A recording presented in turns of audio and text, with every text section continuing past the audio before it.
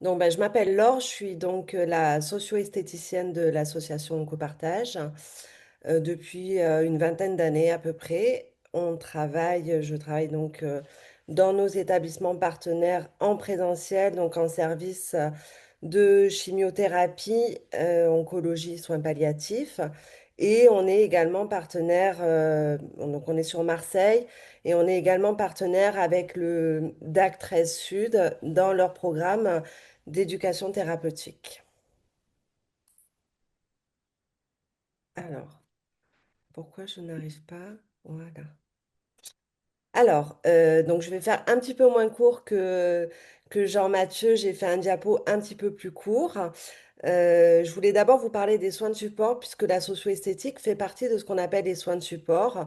Donc, qu'est-ce que c'est les soins de support? En fait, ce sont toutes les interventions qui se pratiquent en parallèle en fait des traitements spécifiques et qui visent à améliorer la qualité de vie de nos patients.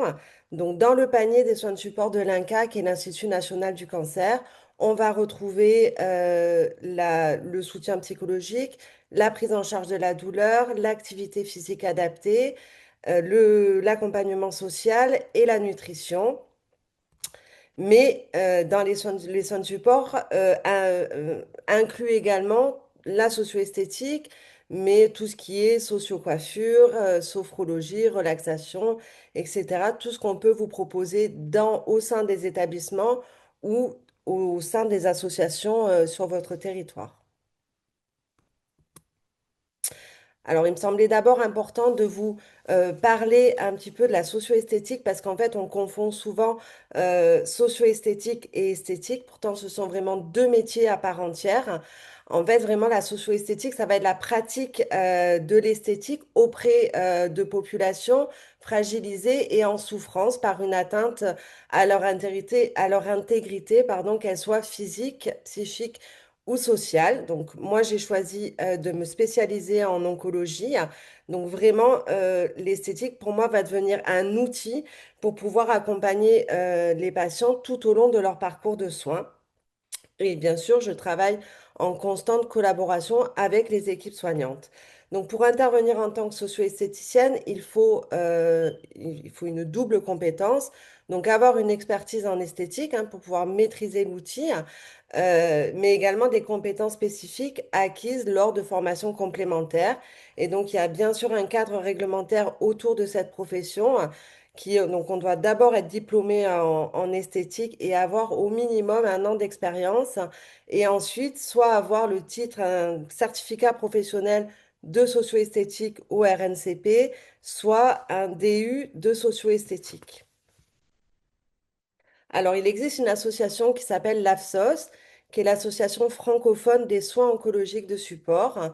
Donc, c'est une société savante qui a été créée en 2008 à l'initiative en fait de cancérologues qui avaient vraiment à cœur d'améliorer le confort des patients pendant leur parcours de soins. Donc, sur le site de l'AFSOS, en fait, sont hébergés tous les référentiels de soins de support dont la socio-esthétique. Et l'objectif de ces référentiels, c'est vraiment d'uniformiser et d'harmoniser la pratique de la socio-esthétique au niveau national, de consolider la place de la socio-esthéticienne dans le parcours de soins du patient, mais aussi auprès des équipes soignantes et surtout aider les équipes pluridisciplinaires à nous orienter au mieux les patients. Donc, il y a à peu près 4 ans, en fait, on réactualise à peu près tous les 4 ans nos référentiels. Donc, on a un groupe d'experts qui travaillent dessus. Et il y a à peu près 4 ans, on a réactualisé notre référentiel qui a été validé, en fait, par la SFD, donc la Société française de dermatologie. Donc, c'est aussi notre fierté à nous. Donc ça, c'est une étude qui a été faite sur des patientes traitées pour un cancer par chimiothérapie. Donc c'est un petit peu, enfin elle date un petit peu puisqu'elle a été publiée sur une revue scientifique Supportive Care in Cancer en 2008.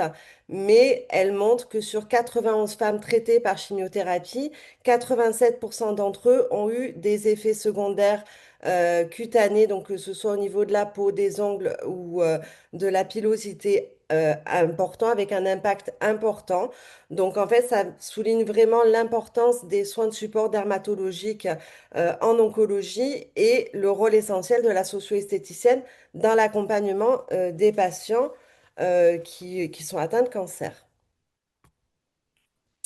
Donc on l'a beaucoup vu avec le docteur L'Orphelin dans sa présentation. Donc la maladie et les traitements sont souvent très agressifs. Ils ont des conséquences au niveau cutané et des fanères. Donc les fanères, c'est tout ce qui est poils et ongles. Et ça va bien au-delà de l'aspect esthétique, hein, puisque en fonction des grades, ça peut engendrer une dégradation de l'état général et de ce fait entacher la qualité de vie de nos patients. Donc, quel que soit le traitement, que ce soit la chimiothérapie, les thérapies ciblées, l'hormonothérapie, la radiothérapie, l'immunothérapie, enfin tout ce qu'on peut retrouver en cancérologie, ça va avoir un impact important au niveau de la peau et des fanères qui va générer chez le patient en fait une dépréciation de l'image de soi et par la force des choses, une altération de l'estime de soi. Donc, ces effets secondaires sont souvent vécus comme stigmatisants. C'est... Attends. Il y a un problème?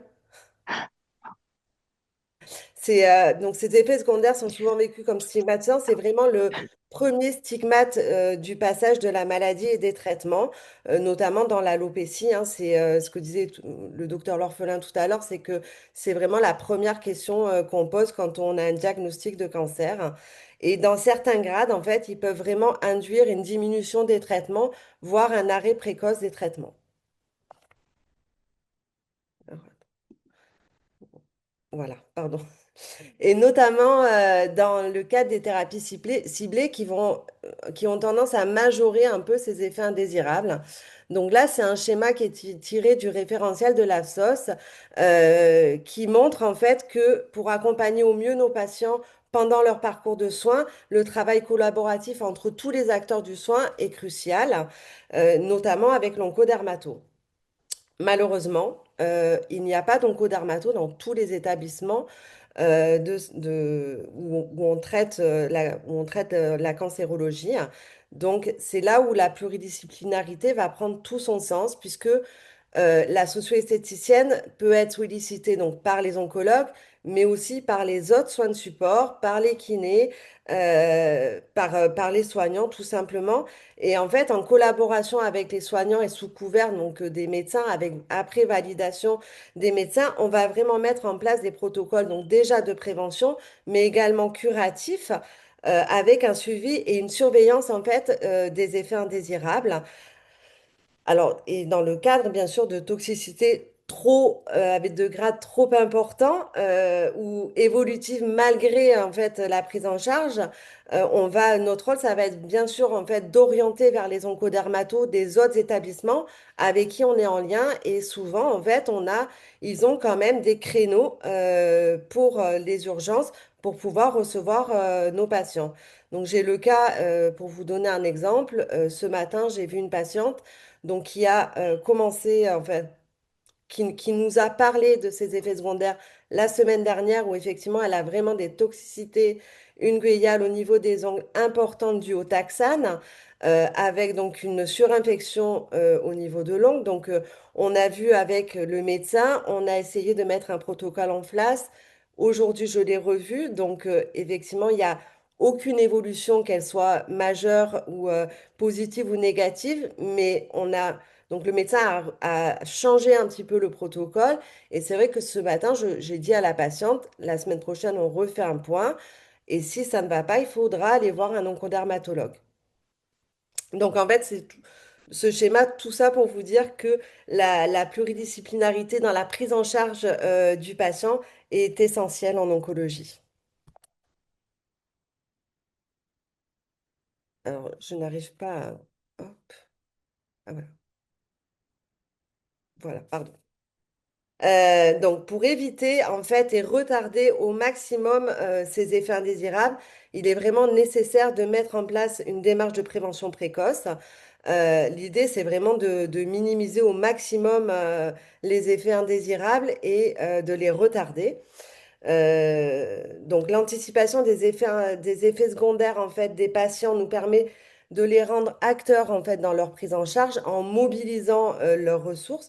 En fait, on va les prendre en charge en service, mais d'abord, il n'y a pas forcément une socio-esthéticienne ou tous les jours dans les services, mais à la maison, en fait, il faut que le patient soit autonome en fait dans sa prise en charge. Et c'est souvent en fait quelque chose qui vient se rajouter en fait à tout ce qu'ils peuvent vivre en fait pendant leur parcours de soins. Donc, en fait, quand ils ont une meilleure connaissance des effets indésirables, parce que souvent on a tendance à banaliser un petit peu ce qui peut se passer, mais du coup, quand on va les sensibiliser en fait aux effets indésirables, ça va permettre d'augmenter leurs adhésions au protocole de prévention. Donc, plus les patients vont connaître les effets secondaires, mieux ils vont intégrer les protocoles de prévention, ce qui va contribuer à maintenir leur qualité de vie. Donc, les mesures de prévention vont limiter en fait l'évolution des grades et du coup limiter aussi l'escalade thérapeutique. Et la socio-esthéticienne, en fait, va gérer les grades légers à modérés.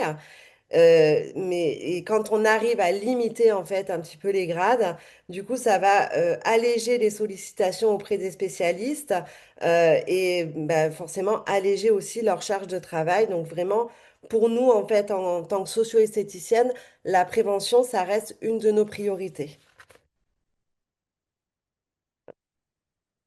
Alors, la socio-esthéticienne, elle a trois grands objectifs.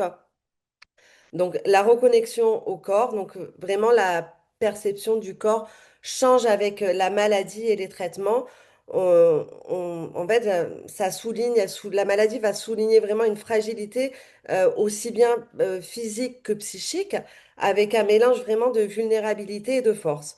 Donc, il y a beaucoup de patients qui nous décrivent en fait comme un sentiment de trahison, comme si elles étaient, le corps, en fait, leur corps ne leur appartenait plus, elles étaient un peu spectatrices de ce qui se passait. Alors, comme un peu une perte de contrôle de leur propre corps. Pourtant, je pense qu'il est important, en fait, de rester en lien, de maintenir le lien et l'alignement entre le corps et l'esprit afin, en fait, de redevenir acteur, en fait, de son vécu, euh, de, de, de mieux traverser les traitements et de retrouver, en fait, une identité vivante, mais au-delà, en fait, de la maladie. Donc, pour pouvoir apprivoiser et réinvestir ce nouveau corps, en fait, il faut renoncer aussi à son ancienne identité, ce qui amène souvent à une question existentielle, c'est qui suis-je? Les patients se questionnent souvent sur eux, en fait, sur la venue de la maladie, de ce corps qui les a trahis. Ils vont souvent remettre en question leurs habitudes de vie, mais aussi leurs relations aux autres et surtout, en fait, comment faire et comment accepter ce nouveau moi. Donc nous, en tant que socio-esthéticienne, on va les aider à se reconnecter à leur corps et on va travailler en parallèle avec les oncopsychologues pour tous ces questionnements profonds. Et tous ces changements physiques vont engendrer en fait une modification de l'image.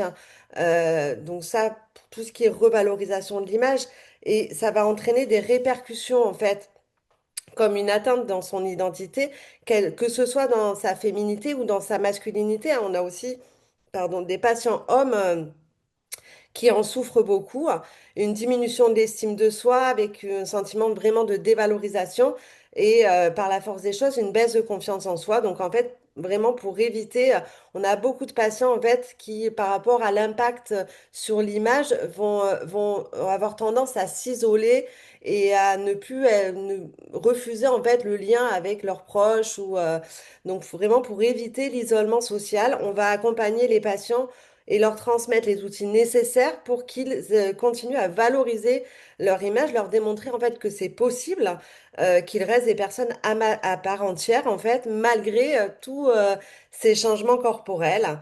Et on l'a déjà vu dans les diapos précédents, donc la maladie et les traitements engendrent de nombreuses conséquences. Donc les soins socio-esthétiques visent à améliorer le bien-être global des patients et avoir avec une meilleure tolérance des traitements. Et surtout, ça renforce la qualité. L'idée, c'est vraiment de renforcer la qualité du parcours de soins du patient. Et donc, pour les accompagner sur leur cheminement, et accepter leur nouvelle image, on va allier le toucher, je sens, donc je suis, et les soins de peau. Alors, pour pouvoir accompagner au mieux le patient euh, autour de tout ce qui est autour de son corps et de son image, on va travailler en pluridisciplinarité avec d'autres soins de support, donc que ce soit tout ce qui est nutrition, l'accompagnement psychologique, la sexologie, l'activité physique adaptée, tout ça, c'est complémentaire. Donc, on va vraiment travailler en collaboration autour du patient. Donc là, cette diapo est tirée de ce qu'on appelle les fiches de bonne pratique. Donc, ce dont je vous ai parlé tout à l'heure sur l'AFSOS, par rapport au référentiel, on a tiré en fait des fiches de bonne pratique par rapport à chaque pathologie d'effet indésirable, donc ces fiches sont téléchargeables en fait sur le site de l'AFSOS pour les professionnels, mais également pour les patients. Et toutes ces fiches ont été validées par la Société française de dermatologie.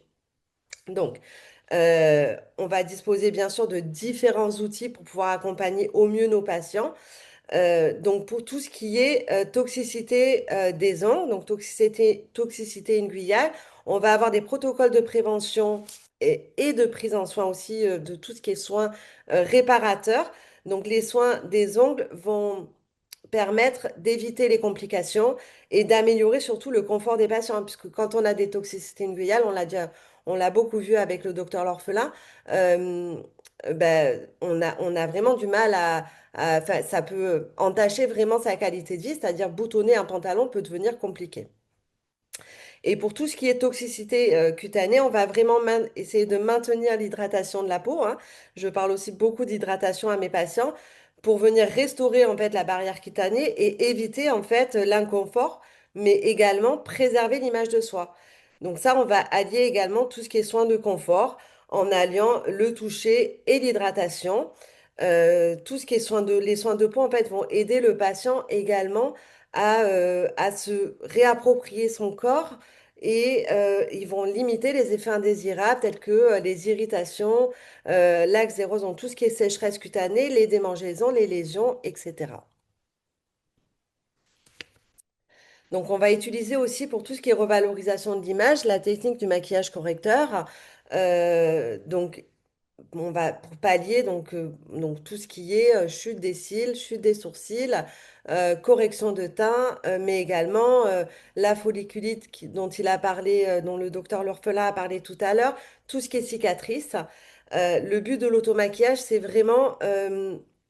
euh, c'est vraiment que la patiente arrive à se reconnaître à nouveau dans le miroir, qu'elle s'accepte en fait avec cette nouvelle image et qu'elle est surtout, en fait, l'idée c'est que elle est surtout les clés pour pouvoir le mettre en pratique dans son quotidien, hein, puisque quand on va le faire, bah, c'est bien, les patients sont contents, mais l'objectif c'est vraiment qu'elles arrivent à le reproduire en fait dans leur quotidien.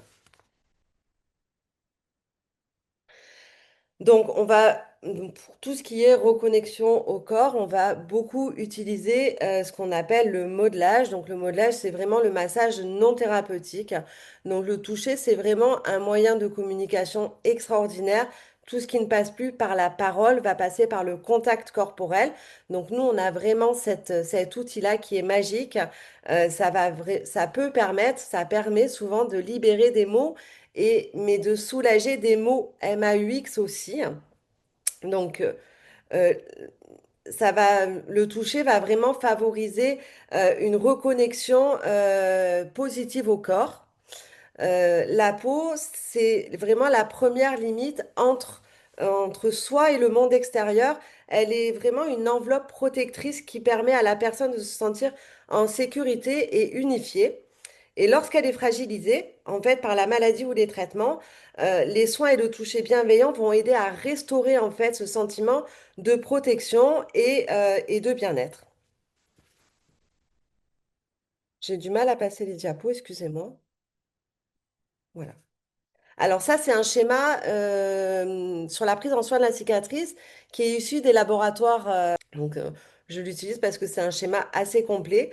Donc, nous, en fait, on va vraiment, en tant que socio-esthéticienne, on va accompagner nos patients en leur expliquant, en fait, la marche à suivre pour euh, automasser, en fait, ces cicatrices, hein. Donc, on va leur expliquer les manœuvres et surtout le timing, en fait, à quel moment, en fait, on peut commencer à mettre de la crème, à masser ces cicatrices pour qu'elles deviennent le plus souples possible. Mais surtout, on va réorienter aussi vers des professionnels spécialisés comme le réseau, notamment dans le cancer du sein, hein, mais il y a d'autres d'autres pathologies, mais dans le cancer du sein, on va vraiment orienter vers le réseau RKS. Donc, c'est les réseaux du kiné du sein qui sont vraiment spécialisés en scénologie pour pouvoir accompagner nos patients dans la prise en charge de leurs cicatrices. Alors, il y a de plus en plus de socio-esthéticiennes qui intègrent les programmes, ce qu'on appelle d'éducation thérapeutique du patient, qui s'articulent autour des soins de support. Donc, l'idée, c'est vraiment de rendre le patient acteur de sa prise en charge. Donc, nos séances, en fait, elles vont s'axer essentiellement sur tout ce qui est automaquillage, comment on prend soin de sa peau, tout ce qui est prévention, comment on gère les toxicités, qu'elles soient au niveau du syndrome main-pied, au niveau des ongles, au niveau des rages cutanées, etc. Donc, depuis un an, nous, avec l'association de copartage, on a intégré le programme d'éducation thérapeutique du DAC 13 Sud, qui est à destination en fait des patients de ville, c'est-à-dire que c'est tout établissement confondu. Et pour faciliter en fait l'accès à nos séances, on va proposer donc soit sous forme d'atelier, soit sous forme de séances individuelles, mais on les propose aussi bien en présentiel qu'en visio. Et vraiment, l'idée de l'éducation, notre objectif premier, c'est vraiment de rendre le patient autonome dans sa prise en soin et dans sa prise, dans son parcours de soins, en fait. Donc là, en fait, cette diapo, elle va vraiment, elle met vraiment en évidence les besoins du patient, donc notamment le maintien bah, de sa qualité de vie. Je crois que c'est vraiment, enfin, le patient, il a vraiment envie de continuer à vivre en fait au-delà en fait des traitements et de la maladie. Donc vraiment le maintien de la meilleure qualité de vie possible. Donc elle souligne l'importance de conserver en fait une intégrité physique le plus longtemps possible afin vraiment de préserver le lien social. On a des patients qui continuent à travailler, qui ne sont pas forcément en arrêt maladie, donc c'est important pour elles de continuer en fait à se reconnaître à travers ce miroir malgré tous ces effets secondaires. Euh, et surtout arriver à se réapproprier ce corps avec tous les changements que la maladie et les traitements incombent en fait, hein. Donc, les soins socio-esthétiques vont répondre à ces besoins en favorisant le soin de soi, mais surtout le désir de prendre soin de soi en restant en fait acteur vraiment de sa prise en charge. Notre victoire, c'est quand le patient, en fait, même au-delà de la maladie et en post-cancer, continue à prendre soin de soi et à vraiment intégrer l'importance de le faire et surtout il prend plaisir en fait. Le but, c'est vraiment ça, c'est d'arriver à prendre plaisir pour prendre soin de soi. Donc ça, ce sont les nombreux témoignages de patientes qui ont bénéficié de soins socio-esthétiques. Donc c'est évidemment extrêmement gratifiant. On a un métier très, très gratifiant. Voilà. Et donc, pour finir, notre rôle aussi, ça va être de réorienter nos patients sur le territoire. Donc, que ce soit au niveau des réseaux professionnels comme le RKS, des associations comme la Ligue contre le cancer, comme GPS Cancer, etc. les professionnels de ville comme les CPTS ou le DAC 13 Sud, les centres thermaux, notamment, on oriente beaucoup sur les cures post-cancer, hein. On sensibilise beaucoup nos patients à ça parce qu'on pense que c'est très bénéfique pour eux. Donc, tout ce qui est, bien sûr, les sociétés savantes comme l'AFSOS, mais également les pharmacies. On a de plus en plus de socio-esthéticiennes qui se trouvent au sein des officines et on a de plus en plus, en fait, de professionnels aussi, comme les pharmaciens ou les préparateurs qui sont formés, en fait, qui sont spécialisés en oncologie et formés à la gestion des effets indésirables. Et voilà. Merci beaucoup. Je vais arrêter le diaporama, le partage, pardon. Merci beaucoup, Laure. C'était très joli ce mot de la fin, en disant que qui remettait aussi le fait que les personnes pouvaient agir, qu'on Mm. reste aussi sur une note positive, parce qu'on a bien compris que c'est pas des moments très faciles, mais qu'en fait il y a aussi des solutions et que la socio-esthéticienne en est une et que ça doit justement donner envie en fait de se dire restons dans la vie, profitons aussi de ce qui nous est proposé et c'est merci d'avoir aussi partagé tous les liens qui permettent aussi d'avoir d'autres ressources pour accompagner